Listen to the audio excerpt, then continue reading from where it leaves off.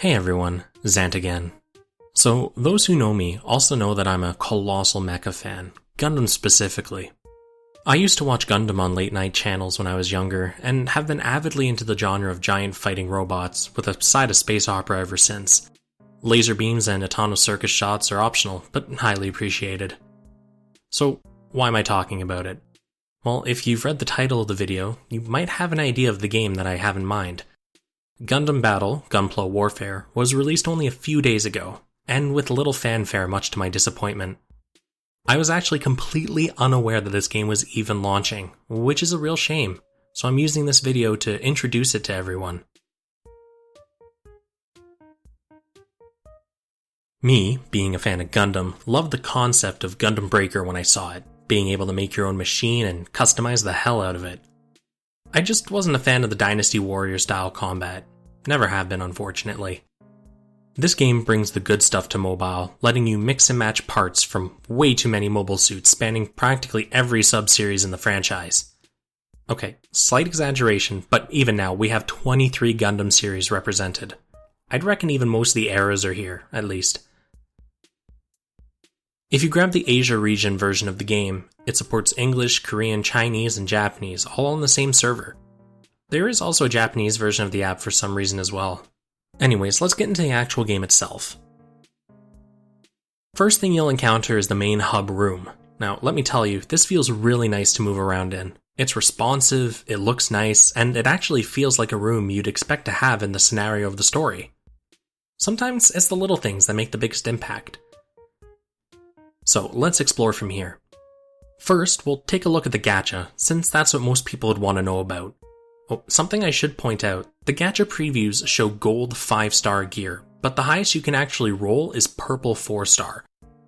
When you look at the rates, you'll see that all the gold gear that's displayed is actually purple. I'll talk about tune-up, this game's term for increasing a gear's tier, after I wrap up the gacha stuff. There exists standard capsules and pickup capsules.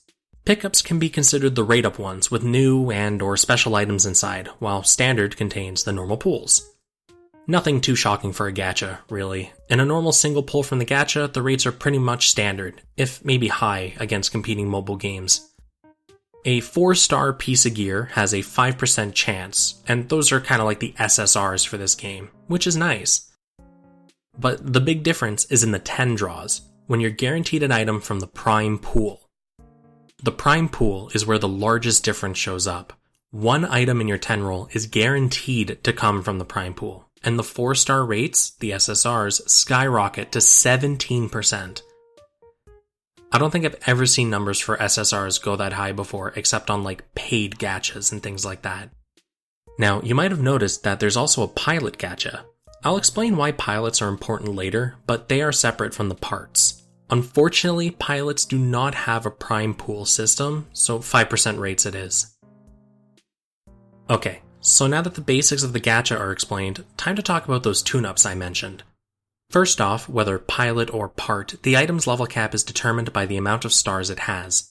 From what I've come to understand, you can tier up any part in this game to 5 stars. This means it truly is a game of playing favorites. If you're a fan of the Zaku, or Gelgoog, or hell, even the Mobile Worker, go ahead and play it to your heart's content. Just remember to increase the star count so the level cap increases. Since we're talking parts, we should also discuss upgrading. You can use spare parts of the matching type, arms, head, chest, whatever, to increase the level of whatever part you're looking at. Or you can use nippers. You know, the little scissor-like things people use when they're building models. Anyways, upgrading parts increase the level and the stats of your part, but you can also earn experience to level these things through combat as well, so take your pick. Okay, so we've talked gacha, tuning up parts, upgrading, but we haven't actually talked about building your machine, or using it to be a mecha murder hobo. The game gives a nice short tutorial on building your machine, so I'm not going to go into too much detail on that. Just know you can put whatever parts tickle your fancy in the required slots, as long as all the slots get filled, that is, and your machine will get an associated cost and power level. Now, there are some things that people might gloss over during the tutorials, like word tags or attributes.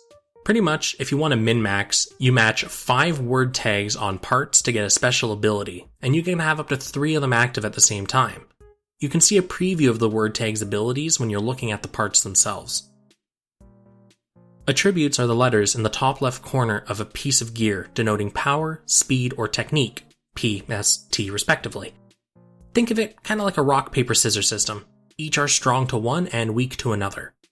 If your machine doesn't have any attribute, so you don't have 5 parts or more of the same type, then the triangle doesn't affect you and you're considered neutral. Okay, so you've decided on your masterpiece of a machine. You can now optionally paint it to give it a color scheme that you like, something unifying, or you can live with the monstrosity you've created. You do you. Let's move into missions and combat. The mission screen is kinda packed. You have daily missions, free missions, story missions, and you can even redo the tutorial missions if you need a refresher. There are a couple of closed options here, but they're opening up on the 6th, so I'll worry about them then. Daily missions are for upgrade nippers and capital. Capital is this game's version of your general use currency, and nippers are for upgrading parts like I said before. There are varying difficulties for each daily mission, so pick whatever suits you best. Free missions are to farm specific machines, as the drop table list usually contains all of the parts for a mobile suit. If you wanted to farm something specific, clearing all these out to find it would probably be your best bet.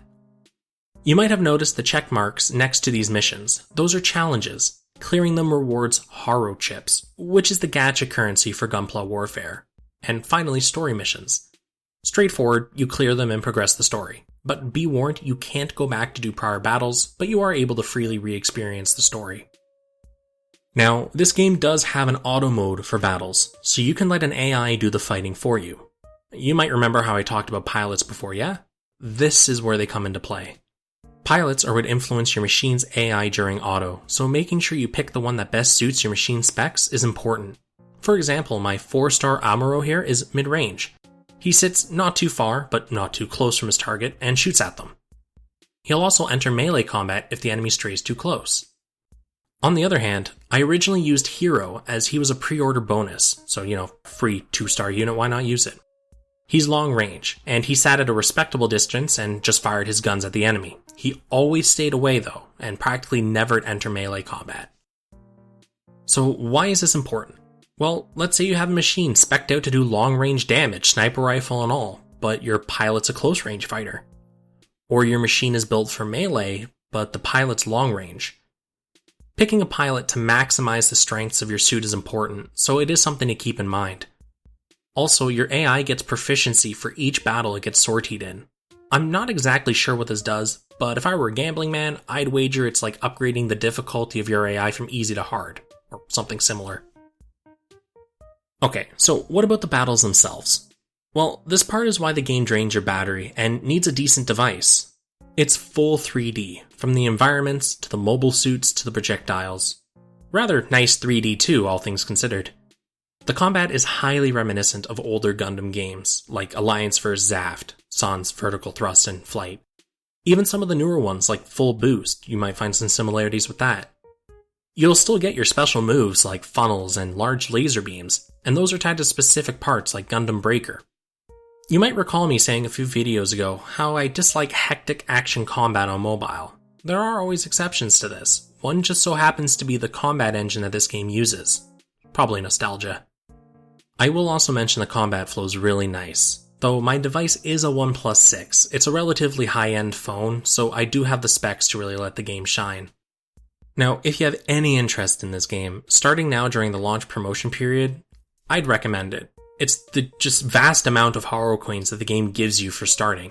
In the first 24 hours of playing, I got in around 7 10-part rolls, and almost every single one had at least one purple part in it. Bless those 17% rates, right? I'll also note that a typical mobile game sets a 10 roll at about $30 or so Canadian, or like $24 American.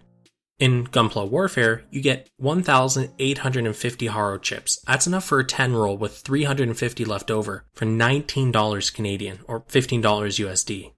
That's like what, 40% cheaper? Paired with the 17% rates on the prime roll? Whew. Also, something of interest is that we're already getting news for events coming a week post-launch. People sometimes complain about mobile game launches being dry and not having much to do outside of rushing the story. Well, Gunpla decided that wouldn't cut it. We have a Gundam 00 raid upcoming, with Exia and Dynamis, along with a weird pilot raid up, Izak Jewel and Char Aznable. If we're being honest, I do find the mix kind of funny. There's also a G Gundam event starting too, focusing on the Rising Gundam. Honestly, I'm excited to see what mechs they decide to bring to the game going forward. Let's summarize all of this into a list, because, at least for me, it's easier to remember a short list than a long spiel. Fans of Gundam get to enjoy their favorite mobile suits and their pilots on the go. Supports English, Korean, Chinese, and Japanese all on one server. The combat is reminiscent of older console games, lots of control, and it just feels good to play. The rates are extremely generous. There's a 17% chance to get the equivalent of an SSR in the Gacha when you do a 10 pull. Tons of customization options, really lets you make your own machine. All parts are viable due to the upgrade system, so you just get to make your favorite and you have to invest in upgrading it. Full 3D models of the suits, and rather high quality when you think about the platform. New accounts, especially those made during the launch timeframe, get an overwhelming amount of gacha currency to reroll with, though you do need to play for an hour or two to get it all. The story is Gunpla inspired, so if you enjoyed the Build Fighters anime, then the story of this will interest you quite a bit. The auto mode uses an AI that you can configure that you are also able to level up and develop, so you're able to tailor your auto fighting mode to your mobile suits with the right pilot. The game itself looks great and the menus feel really nice to use. If you're not fully free to play, this game offers very decent rates for premium currency. And finally, it seems to have a release roadmap in place already. As only a week after launch, we already have new raid ups and an event inbound. But even with all the positives, not everything is rainbows. Due to the model quality and the full 3D environments, this game requires decent specifications on your phone to play properly. To boot, it doesn't seem to function correctly on emulators, if it boots at all. My friends have tried a few of them to no avail, but maybe you'll fare better?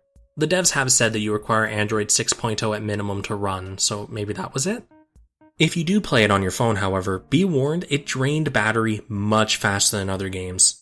I can only get a few hours out of the game before my phone dies, and my phone can normally go a couple of days without charging, and that's while playing other mobile games like FGO and Girls Frontline for dailies and things like that.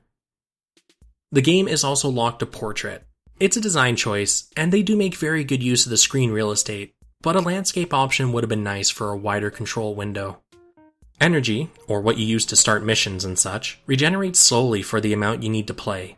It is easy enough to level up and refill your energy naturally, but I found myself at a loss when I wanted to just binge on mecha combat. Gunpla Warfare also lacks a guarantee system for the gacha. In other words, you're completely at the mercy of RNG no matter how many times you roll, and you're unable to select a specific part even if you roll hundreds of times. Real shame. Finally, if you're not a Gundam fan, this probably won't have much appeal to you. I would still recommend trying it if you can, even if you might not like the concept of the Gunpla story, just because giant mechs are pretty damn cool. With that, I think I've done the game justice in explaining things and how it works. I'll be making more videos on this one going forward because, frankly, I enjoy my Gundam quite a bit. Possibly too much. Peace out. I'll leave my friend code in the description in case you pick up the game and want to start filling out your friends list. See ya.